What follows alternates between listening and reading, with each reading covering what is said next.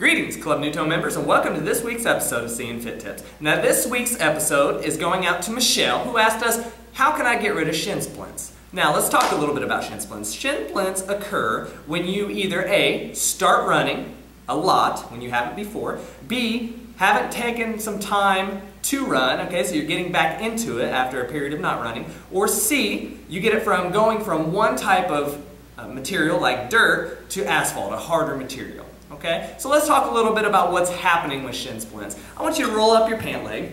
All right, go ahead, I'll wait.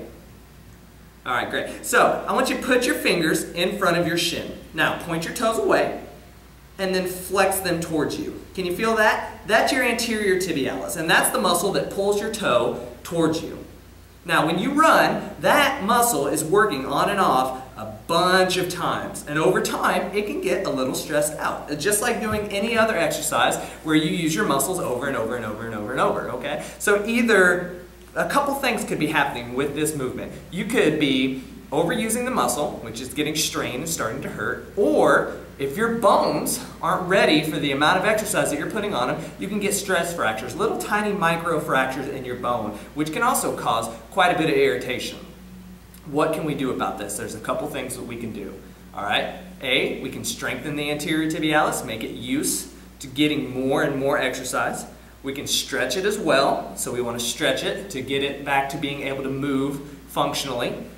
We can ice it, which I usually prefer not to ice it because that's not a natural bodily reaction that we use to help our muscles. So stretching it, giving it some time off is perfect, okay? You have shin splints, get to something that you're going to have low impact so that it's not hitting that muscle over and over, and then work towards getting yourself back into running a little bit, shorten the distance, things like that. If it's micro fractures, if time off does not help and lower impact does not help, you may have to go get an x-ray to see if it's stress fractures in that shin. But more often than not, you're probably going to find that it's just your muscles aren't ready for that amount of exercise, and that's okay. Work up to it. All right, Rome wasn't built in a day, neither was your body. All right, that's been this week's Seeing Fit Tips. If you have any questions you'd like to ask me, please go on our Facebook page, Club Newton.